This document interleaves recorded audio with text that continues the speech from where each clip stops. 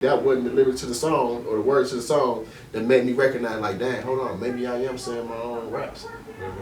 And that's when I started recognizing that I was literally rapping before I even knew I was rapping. So that was the part that was the beginning of me and my love for music, man. That's cold, bro. So at this point, like you say, when did you start recording your first song, first in the studio, first trying to put it out in the street? How was it? Man, you know what? My first song wasn't even in the studio. I found a tape recorder. It was me and my cousin M1. He know about Uno now, King Uno. We found a tape recorder, and my auntie had. It was in the 90s though, but my auntie still had a jukebox in the front room. So we found an instrumental on one of them old tapes, and we played the tape. Matter of fact, it was a KRS song, A Day Without a Rhyme, and at the end of it, the beat ran enough for you to get like a good 16 in it.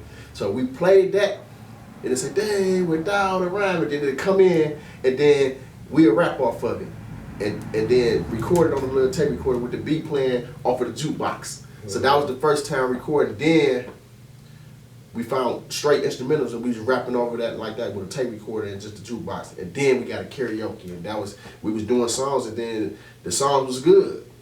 And we was freestyling. We wasn't even writing that. We was all free. People thought our freestyle was raw. So y'all was passing out so around what age was this? This was I had to be like, well, I'm gonna say I was in middle school. I was in middle school, so I had to be like 7th grade, going into the 8th. So you kept on pursuing it? Yeah. Kept on doing stuff, putting more music out? Yeah, and we was just on the block with it. We was doing, when I got my karaoke, my mom brought me a karaoke, we was doing shows on the block. We'd come on the porch with the stereo, the speakers and everything, and just perform in front of everybody and record it. Okay, so what around age was it, and what you was doing with your music when you got incarcerated? When I got incarcerated, now what happened was this, right? I was stagnated because I was still trying to record. People acting like they ain't know how to record me, and I'm telling them how to record me. So what I did was I had to find some of my lyrics because I was working on an album called My Point of View before I got locked up. I had like 12, 13 songs, but a lot of it got scattered and lost. So I found what I could find, and I put out in 2011 or 12, I put out Been Broke and Been Up in there through CD Baby, and it was on all the platforms. And I put it out while I was incarcerated. Sacrifice. My cousin was about to send me some money, and I had him, redirect the money and put that out for me. You know what I'm saying? So I was making sacrifices to make sure I was out there, whether I was heard or not. You know. And then the last, my last round is the stuff that I got out right now. I put that out. I want to say 2022 or 2021, 2022. It was like cold. Like you was incarcerated? Yeah, while I was incarcerated, I put out like 7 tracks. One of them was from Montana Gotti, you know, and it was his song. I took him to the studio that night. He did "Time for a New Beginning," and then another song I got while I was in the joint rapping over the phone. We was test driving on how to record and stuff. It wasn't never supposed to be released, but it was released. But yeah, so yeah, we got that thing going though. You feel me? Okay. So let me know how it was when you got incarcerated, where your mindset was at, what you was doing, and what happened surrounding the circumstances. Well, you know, when I was incarcerated, I noticed this right here, right? I was still young. I was still like a baby thug at the time. I was a little homie, but I wasn't into it like everybody else, right? I knew that I had a purpose. I had to get up out of that joint. So what I did was, I used to be playing basketball, gambling, and all that type of stuff, and then I went to the hole. And I'll never forget this because I was in there fighting, trying to get out. I'm trying to play 2 things at the same time. I'm trying to do the things that are gonna keep me in prison and things that are gonna get me out of prison at the same time, which is a contradiction. So I ended up, I got into a fight, man. I went to the hole and I almost missed my deadline. And while I sat in the hole, I'm like, yeah, I gotta change some stuff. That's when my discipline came in. I said, I'm not doing anything that's gonna jeopardize my potential release from incarceration. So I started eliminating. I stopped smoking weed, I stopped drinking, I stopped gambling, I even stopped playing basketball. I just work out. You know, I still joke, and every now and then I might play a basketball or play some cards, but I had stopped everything that had the potential to, and I started studying. Because when I was fighting my case, I came in reading at a 3rd grade level. So I couldn't read worth shit. So I knew that it was necessary that I had to learn how to read. And I learned how to read in 8 months. And I ain't put down a book since. You know what I'm saying? So I had to read and refresh myself because I recognized that I was missing out on a lot of tools that I needed when I was out. Because all I knew how to do was write a song, record a song, go perform a song, and I didn't know what to do next because I couldn't read to either know where to, you know what I'm saying, where to look at. You feel me? So let's go before you got incarcerated. Yeah. Can you tell us what you got incarcerated for, what you was doing with your life before you got incarcerated? Yeah, rewind a little bit and give the circumstances. Now here go the thing. Before I went and got incarcerated, you know, I was a local drug dealer. I wasn't even balling, what's supposed to say. I was just doing it to survive, you feel me? I hustled up on a couple thousand, spent a couple thousand, and I'm back to square one. But I was making music though. I have, sometime in my life, I had came to a point where it was just naturally done. People was just gravitating towards me. So I had people in my basement, we'd be rapping. I'd be selling weed or selling some dope or whatever, and I'd be rapping and stuff for the most part. But that kept us out of trouble for the most part, because when we wasn't rapping, we was getting into shit. You feel me? But it came a point where my mama used to always tell me this though, man, you don't got no friends, man. Watch these people that you keep around you, or whatever the case may be. Mm-hmm. And I ended up getting into an incident where I had a shootout in my home, man. It was with some people that I actually loved. You feel me? And it wasn't something that I really wanted to do, but it was something that happened. It was so quick that it was just like, you know. And I ended up doing time for it, a lot of time for it. But they had me under the impression that I killed my friend. But what I found out by reading transcripts and police documents and ballistic evidence and all that type of stuff is that I wasn't even the murderer of the guy that I was allegedly to kill. Mm-hmm. You know what I'm saying? And, so that was my fight, trying to get out of prison, trying to prove that this guy was not murdered by me. Mm-hmm. He didn't. The shots that he received wasn't from my gun. Mm-hmm. And I injured 2 other people too. Again, people that I had love for and loved before. So it was just a whole bunch of stuff. So I ended up incarcerated, doing 20 years behind. Incident that I really didn't want to happen though. You feel me? Wow. So let's go. This house that y'all was at, yeah. Like you said, this was like the chill spot, hustle spot. Yeah. Well, that was the house that we was at there. That was my relief spot. Okay. You feel me? But I still had to bring people over to the rap. It was out the way of the street situation, really. Yeah. Okay. It was my little, like, everybody that I knew where I stayed at, and they was able to, it was like I said, it still came up because everybody loved coming to my crib. My crib had big screen TV in the front room, 64-inch. We had a little mini studio in the basement, so we was able to come over there and record, and we stayed with weed and drink. You feel me? So we stayed over there. Most of like a party house. Yeah, they loved us. It's the house where everybody can come chill, get their mind right. You feel me?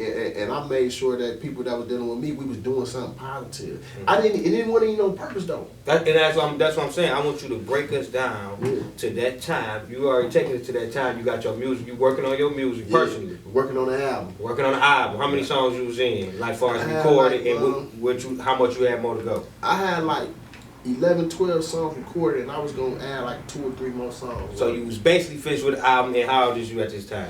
I'm 21. 21 years old. Yeah. 21 years 21, old. dog. So you 21, you hustling a little bit on the side, taking care of the fam, and you making your music, and you at your chill out spot. Right. So can you take us to that day and leading up to that incident? That cost you 20 years, not in a negative way, because the 20 could have made you better and could have saved your life. Right. Or it could have been worse too. It could have been worse. I could have did some things. I could have came out here on some wild stuff. Yeah. You know what I'm saying? And instead I took the opportunity to learn while I was in there. But okay, so that day, this is what I did that day. The day I woke up, I remember when I woke up, smoked me a blunt, walked to the bus stop, came back. I had a little job too at the time. Dude had be working on houses and stuff under the table, right? Okay. So I go to work. But before I go to work, the guy that died on my case came over and we sat there, we talked shit to each other, we smoked a blunt, told him he looked like easy, we cracked little jokes with each other. How long you knew this guy? All my life. Okay. I knew this guy since I was in diapers. I knew him before I knew some of my own family members. You know what I'm saying? Rest in peace to the God, dog. Still respect, you feel me? But he taught me to like easy and everything, you know. And he went his way, I went my way. And, you know, I came home that day, noticed that my house was broken into. Left. When I came back later on that night, one of the people that was involved accused me of breaking in my own house. Told him that Like trying to set them up, or trying to cause a scene or something, make it seem like somebody breaking your house. They was saying they was accusing me of breaking in my own house and stealing their products. But Because their stuff was in there. They keep their stuff there sometimes. Yeah, because they was living with it. So Okay. I was accused. But how many of y'all was living there? It was a lot of us there, man. It was like 6 of us. Okay. Probably 7. And everybody might go their separate ways, leave their stuff there. Yeah. So, you know, my mom was in a nursing home at the time. So when the house got broken into or whatever, you know, we accused each other.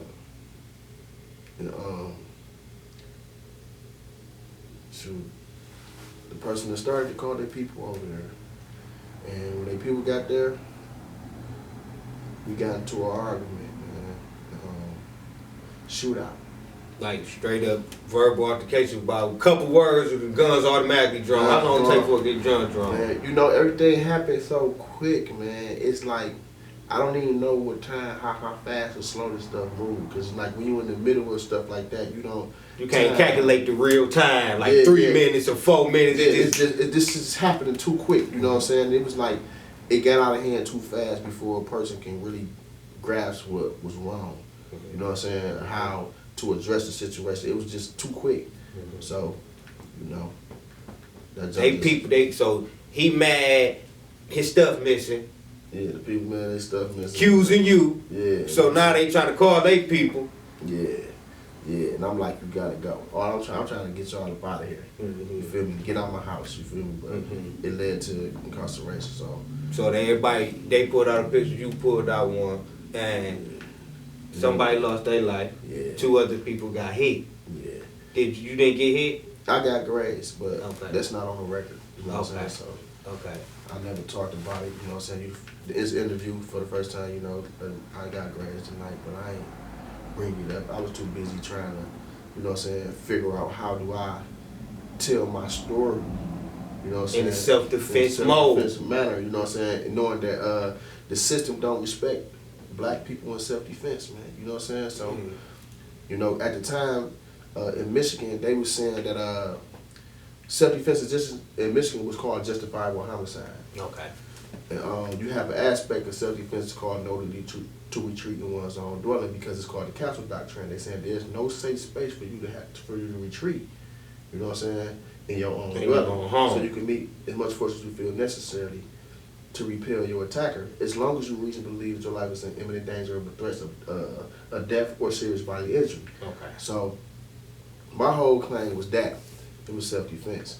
You know what I'm saying? Yeah, I never denied doing anything. I was like, it was self-defense. You know what I'm saying? It got out of control. You know what I'm saying? So anyway, they found guns and everything. The police found guns. They found 2 guns at the scene of the crime.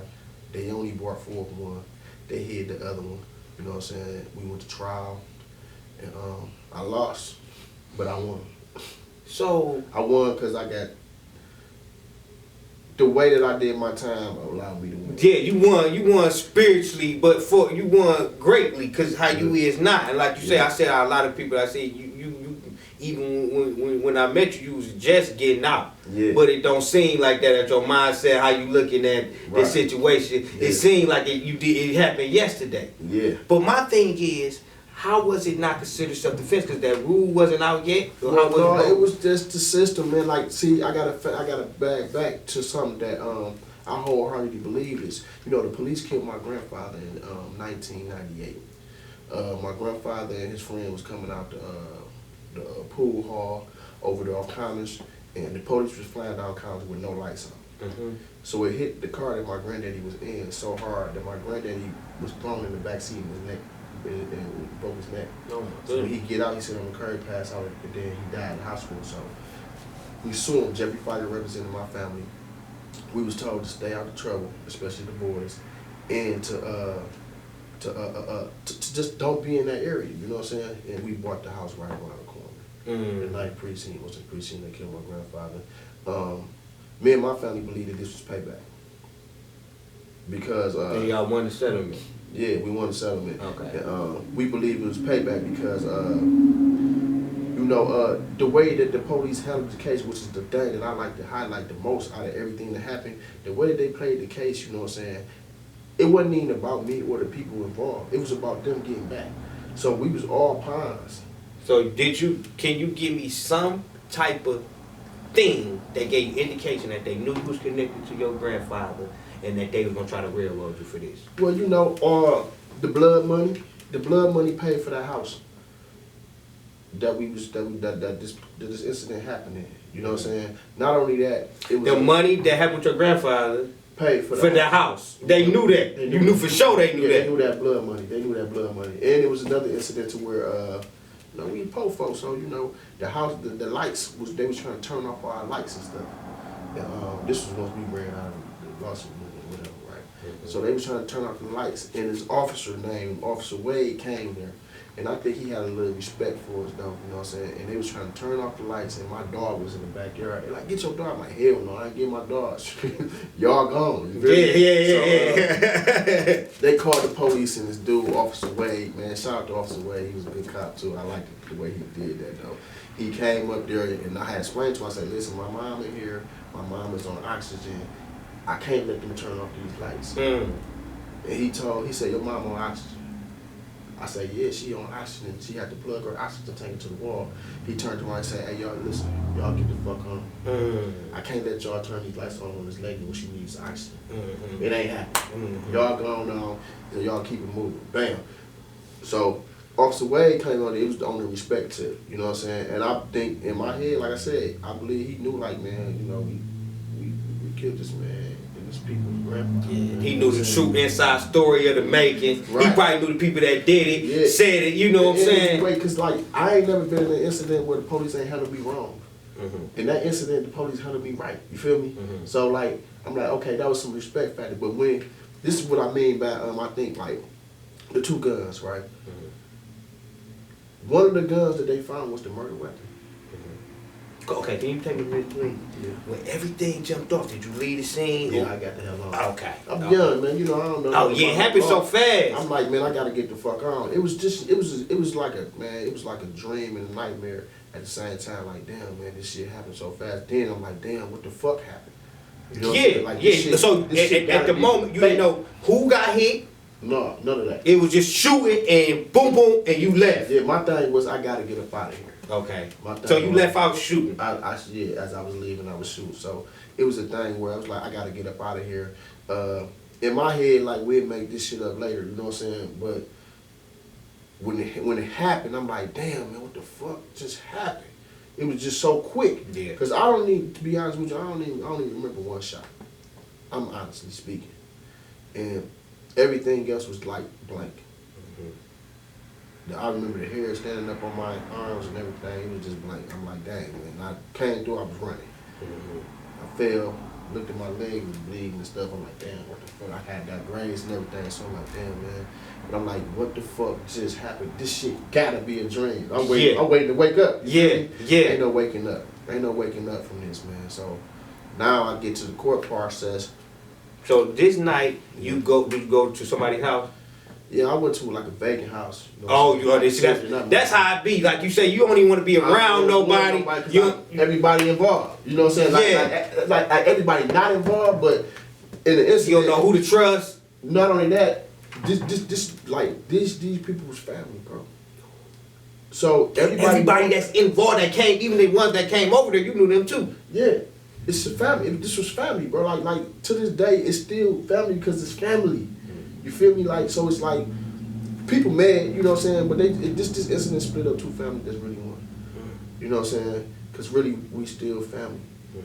You know what I'm saying? Like, but it's messed up thing. So I was like, okay, I spent the night in the vacant, and then Did you when I turn yourself in? Or No, what you do? I was on a run. I was on a run for like 3-4 months. I got caught on the west side trying to sell some dope and shit to get out the city. And I got caught on the So what was your plan? I'm gonna bang me some dope and I'm gone. This is what I was about to do. I knew that I had to face the piper. So my thing was, what I need to do is I need to find a place where I can go. I can stack me some money up, and I'll turn myself in. I just need some money to get proper representation. The only way I know how to get some money at this time, as a person that don't know how to read, is sell some dope. I gotta go hustle. Or either go rob somebody. And at that time, once I learned how to sell dope, robbing people was out of the question. I know how to get some money. So what I was gonna do is, if it would have went my way, I was gonna sell some dope and stack me some money up. And then, if they caught me before I decided I wanted to turn myself in, I had me some money to pay for attorney or attorneys, you know what I'm saying? And I could be able to properly represent myself or get representation. Because at the time, like I said, I ain't know how to read, so I was reading at 3rd grade level. So When you get there, they get you, they snatch you from the west side. Yeah. What tell us about that day, and tell us about the days and the days leading up to it when you thinking you was out the clear, you ain't know when they I coming. knew I wasn't out the clear. Not out the clear, but you was handling your bit. You ain't know when you never knew when they coming, but Never knew, but I knew that the area that I was in, even though I was on the west side, I was in Brightmo. Shout out to Brightmo. Miami on the east side. Yeah. but yeah, I was in Brightmo, you know, and we was supposed to go. I supposed to spend 3 days over there. The 3rd day we gone. I was supposed to 3 days, get 500 real quick. The 3rd day we going out of town. We about to go to either Chicago or Minnesota, one or the other. But it was set up like we gonna get you down there, put you somewhere where you can make you some money. You know what I'm saying? Being that you don't know nobody, that means you ain't about to be out. You know what I'm saying? You get straight to your chicken. So I'm like, all right, bet we going down here, man. I'm about to make this money, man. I'm all about, in my mind, I need some money. so you had some people that you was working with that was keeping you. They was trying to help me, man. You know what I'm saying? Like we gonna help you get this money. So I'm like, all right, bam. So on the 3rd day, this is what happened. I had the bubble guts. I remember my mans came over. He like, what's up? What you up to? I'm like, nothing, man. I'm just smoking this weed. Now I smoked 3 blunts back to back, like it was a cigarette. You feel me? I walked to the gas. I'll never forget. I went and got me a little Philly cheese sub from the gas station just to put something on my stomach. Grabbed some chips, pop, and and fam rolled up. We blow the blunt. He blow the blunt with me. He smoking them backwoods. I ain't like them backwoods. But anyway, he rolled the blunt with me and just so we rolled up a blunt and everything. And he like, you straight? Now everything give me wanna say, I'm right. He like, I'm about to go get the rental. Cause like we about to be gone. Ooh. Everything. This the day y'all about to leave. This is the day we about to leave. Everything in me say, tell dude, I'm riding with you. I don't. Everything in you say, tell the guy. So he was already leaving, but y'all getting another. He was going to leave, get the rental and everything, so we can get ghosts. Oh, so you could just went the ride and go get the rental. Yeah, he was about to go shoot some moves. When he came back for shooting this move, He's coming to get was going to be a rental, and we was gone. Oh. So everything in me say, no, I'm riding with you. I'm straight. I ain't gonna chill. I want to ride. Right, let's go. You know what I'm saying? But I said I ain't even asked. Yeah. So I ain't even tell dude like, hey, I'm riding with you. So I chill. Mm-hmm. So I'm like, it ain't gonna be long, you know what I'm saying? But I get the bubble guts when we in there. So I went to use the bathroom, like, dang, I got the bubble guts like a mud. So we had turns where we was watching the window. Like we ain't had no camera, so we was just on the window. Somebody got to stay on that window. You hear a car, you hear mice, you better be on that window because you know We on rotation, somebody life alive. Yeah. Yeah. You know what I'm saying? Mm-hmm. Or have somebody creep up on us from the you know. It's got to, they say, real time surveillance. Yeah, so anyway, it was my turn to sit at the window. Cause dude wanted to get up. Dude that was in there wanted to get up. So I got the blunt. I got the blunt in my mouth. I had already smoked the blunt. Went to the bathroom, smoked the blunt. I smoked it like back to back. I just went one with cuz, then smoked another one. I'm in the window. I'm blazing up the blunt. I got the blunt in my mouth. I got the lighter to it. I hit the window. So I poured the lighter back. I was like, damn, it look like a Ray-Ban. I'm looking at that mug. I say, damn. So oh shit, that is the Ray-Ban. So I got the money from grinding in my pocket from rolling. Cause we rolling for somebody, you feel me? I'm moving so quick, I pull all the money out the pocket, throw it in the bag, run. While we running, I can run out the back door, toss the bag. Police don't even find the bag because they had weed and everything. We was only selling weed at the time. It was weed and everything. The police don't find none of that. So they take us back. We 2 blocks over, they take us back. Dude told on me, but anyway, and then my tattoos. my tattoos got me locked up too. So I ended up going to the precinct, and I'll never forget the lady looked at me. She said, "Yeah, they saying something about you. They doing an investigation. They gonna figure out. They trying to figure out who you is." So I ain't gonna lie, I grew some balls and shit. I told the lady, I said, go out front. Do me a favor. She said, stay on the phone as long as you want to. Call all your people. You know what I'm saying? Get this out the way. Until they call and say they need the phone for somebody else, you stay on the phone. Man, it's deep. It's sincere. That's all. I'm just being sincere. That's it. So they wanted to give you 75. 75. So after this, they found out it's you. Yeah, they found out it was me. They found out it was me quick. They lied and came up with a whole story about how they told me I said I did something. They told me I might be wanted for a shoot. I never told them that, but they lied on paperwork said they did. But they had to figure out who I was, and I'm like, all right. So I'm in the county jail fighting my case, man. I got into a fight in the county jail a few times or whatever. I tried to kill myself once in there because I felt like at the moment I'm like, listen, man, I was justified in my actions, you know what I'm saying?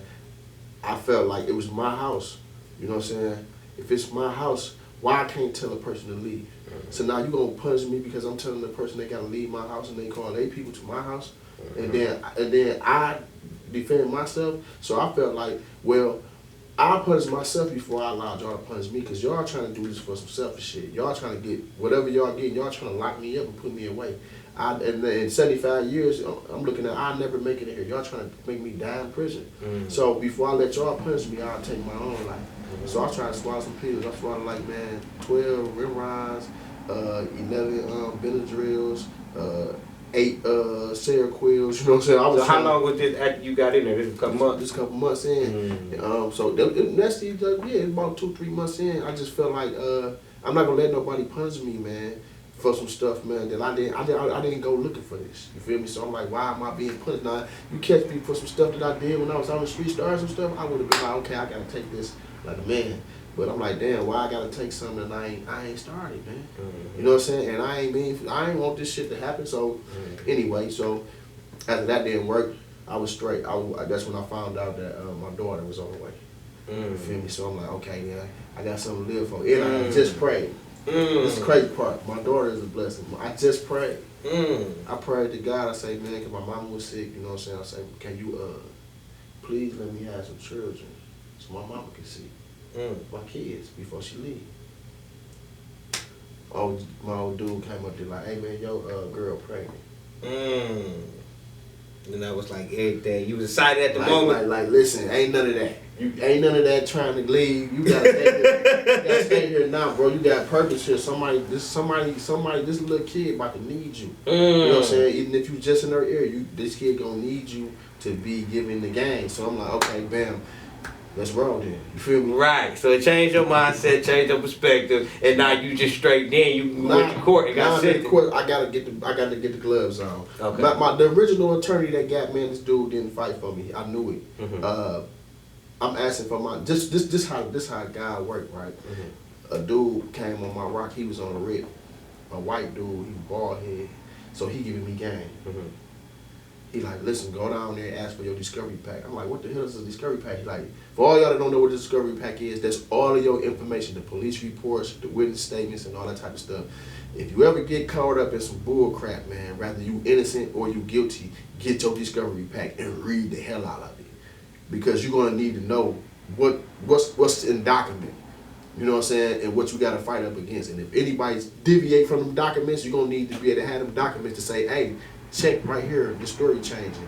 Or check right here, this conflict with this. Because if your lawyer done miss it, you know what I'm saying, you ain't got no shot at it. And the only person that know your situation is you. Lawyer, only thing he do is talk. That's all he can do. He can go argue some stuff. You gotta be on top of your stuff. Now fast forward, dude giving me the game. So I'm asking my attorney for a discovery pack. It was a gun, 2 guns found at the scene of the crime. I only knew about 1. So I asked him about that gun. He telling me it ain't no gun. So I'm like, man, listen, my godmama said that it was gun. Shout out to my godmama. Rest in peace, baby. Gonna miss you. But she told me, like, no, they said they had a gun, they knew it was self-defense or whatever the case may be, just turn myself in. So I knew about this gun that they found. Didn't know about the other one. Like I said, I found that out later. Bam, so I'm telling my lawyer, test the gun, get the gun tested, blah, blah, blah, blah. We need the gun tested because, you know, and the fingerprints on it, you know, the gunpowder residue, all this type of stuff. So he's like, that stuff gone. I'm like, man, that's it, protect gear, that's gone. You feel me? So anyway, he wouldn't give me my discovery pack or investigate the gun.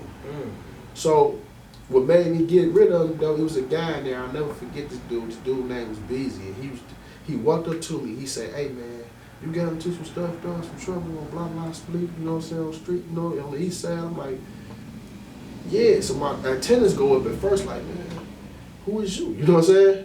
He like, nah bro, it ain't nothing, I ain't know nothing. He's like, man, your lawyer is my lawyer. He say, dude ain't fighting for you, bro. He told me everything about your case. Some people came to your crib, we got to a shootout, something like that. He's like, I'm like, yeah. He told me your whole case. The lawyer name is Wyatt Harris. Okay. You know, You say you throw him? put him on the blacklist. If anybody get him, bro, watch him. Bro. He's a snake. So anyway, I'm telling the judge and my lawyer, I'm writing them letters like, I don't want you to represent me no more. I'm telling the judge I don't want to represent me. The judge. So my man's come tell you, look, bro, he represent me. My man's was getting him off his case, or he was helping him on his case. So he was cool with the lawyer was cool with him, yeah. But he knew he just was playing you. Yeah, and I ain't listen. But that was a blessing, bro. Listen, on the love, bro, on everything I love, and this ain't me over just trying to make myself like an angel, bro.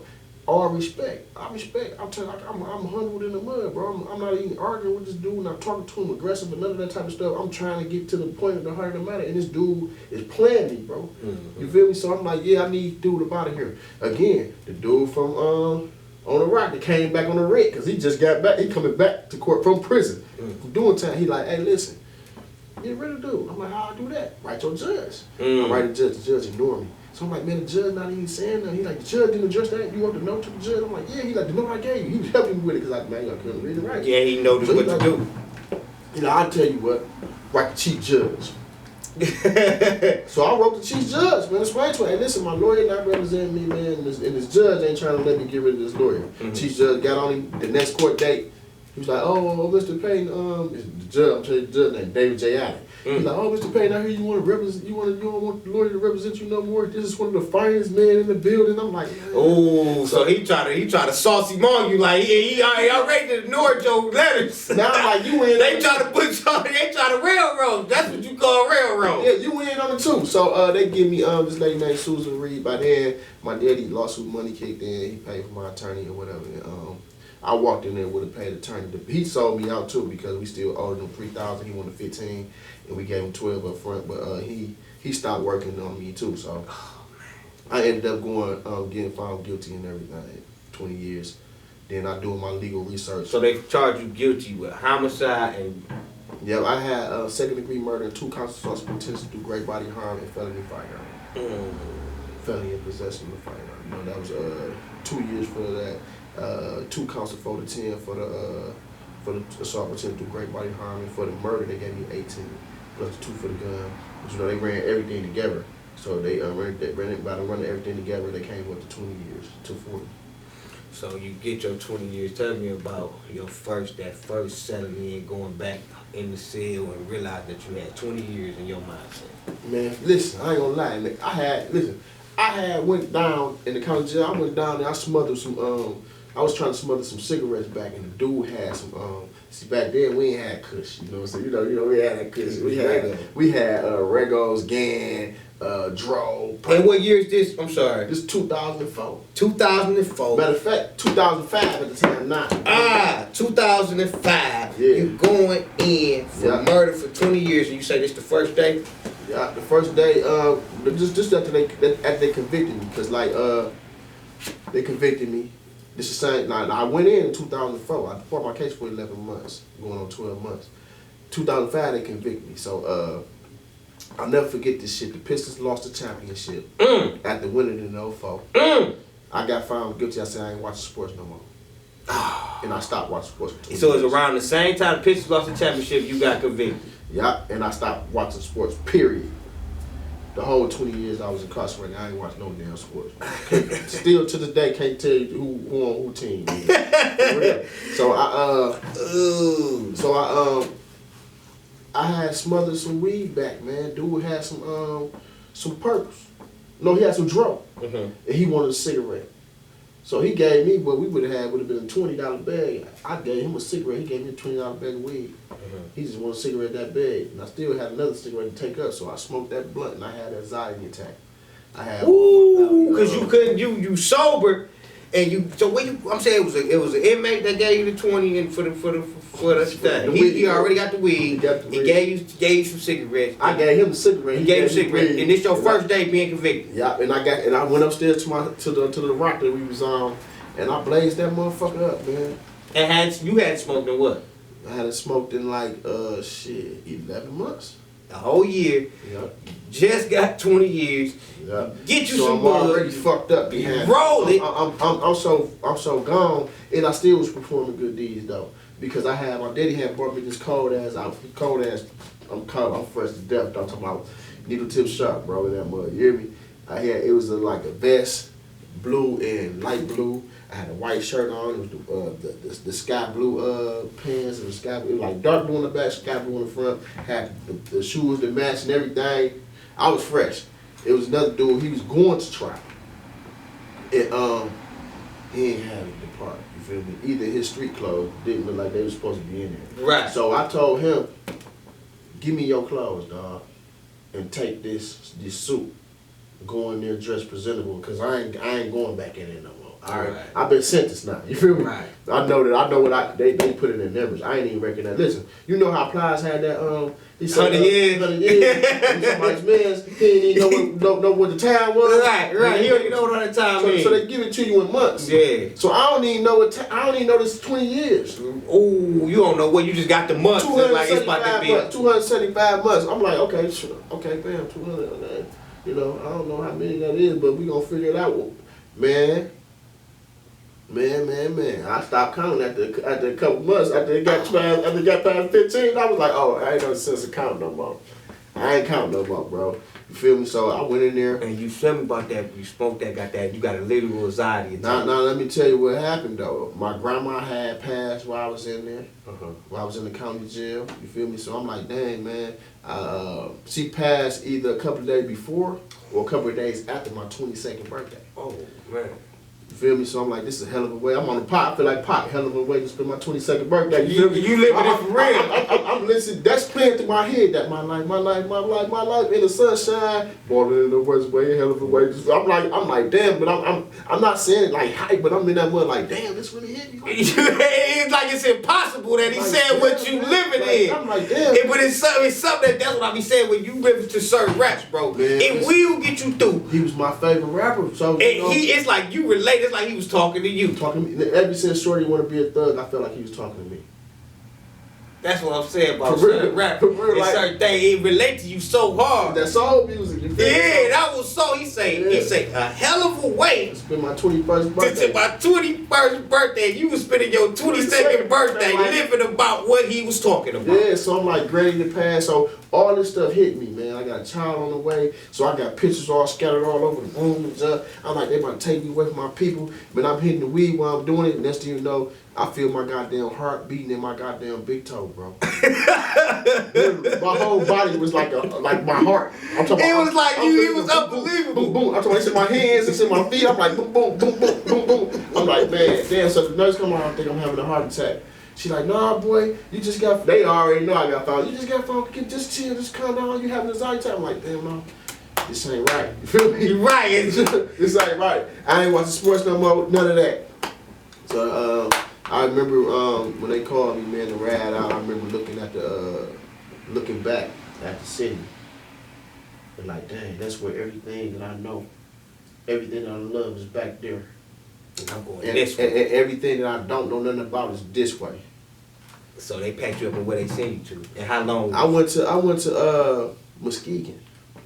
I was in Muskegon, man, down there, and that's where I started my bit off at. Young, we all in the mud, we young.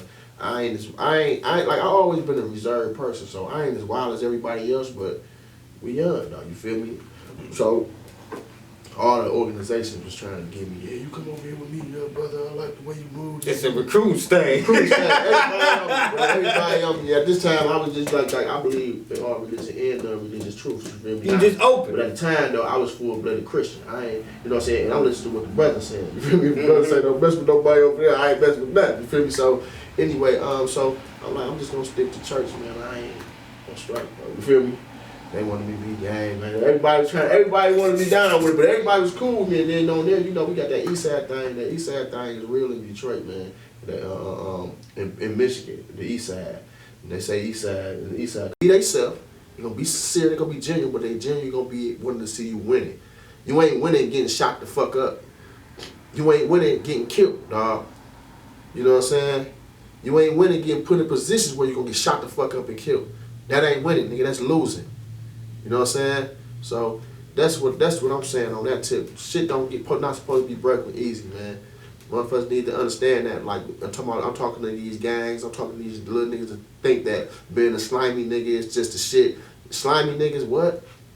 How you gonna be slimy and think you gonna be around me, bro? Nah, ain't no shady niggas in my circle, bro. You feel me? Nah. I'm not hanging with no ops and calling him a friend. That's misidentification, man. You know what I'm saying? So yeah, man, we gotta guard ourselves against our labeling of individuals that we running with, man. We just had to inform somebody earlier, man. Like the first part of that mistake what happened in that situation, thinking too naively that this person your friend, you can do a light act around them, you can close your eyes around them. They know that loosely around friends, man. Yeah. So that's one thing to be mindful, and I think your testimony, bro, how even though you went through all of that, railroad, the enemy, if we look at it spiritually, you know what I'm saying, they would try to do anything, take you out, get you in a bad situation, but through that whole time God was molding you into not this situation. You can tell somebody, but you still strong, you still moving, still doing your blessings, you know what I'm saying, still doing documentary, know about law, know how to read, know how to pray. All these things was added on to your repertoire. Yeah. And I want to ask something there that a lot of people be missing, man. For those people that think they ain't religion, you pray, man, with your actions every night. When you desire to do something and you move in that's a prayer, bro. You feel me? You say, damn, man, I gotta get me a car. Who you speaking to? You know what I'm saying? You speaking to a higher nature. Why you say the higher part of yourself when you saying the higher part of the universe? You asking for something, bro, and you moving in it. That's prayer. You know what I'm saying? So like start praying for real shit. You feel me? I understand that the unknown is the unknown, but yeah, we gotta start playing for real shit, man. Play the game to win, man. You feel me? Like in this situation, man, it brought me up, and I feel like it made me something, man. It made me something. I got to study my culture. I got to study spirituality. You know what I'm saying? Notice I ain't saying religion. I'm talking about spirituality, bro, on a deeper level, the knowledge of self. Like I got to understand how I operate. You know what I'm saying? And it's enough to make me feel like I'm seated in the universe, bro. Like I got a seat here now. So it was a blessing, man, and a curse at the same time, because I missed out on a lot of opportunities. But I'm here to be me, man. And if my story can help, shit, use it, dog. It's that. You feel me? It's there for that. But ultimately, man, I need y'all to be y'all, man. You feel me? That's what's up, man. Mac K.B.I. Y'all be looking for the album and stuff, and we about to be shooting stuff. And you know I'm an old player, man. Don't be clowning me out talking about I sound like Curtis Blow or some shit. Nah, y'all gonna love it. I got some shit for y'all. Hey, you got that flow for real. All my guys, all my people that like real rap coming all different type of angles. So y'all be on tune, on the lookout strictly for the streets. Y'all go, we bring it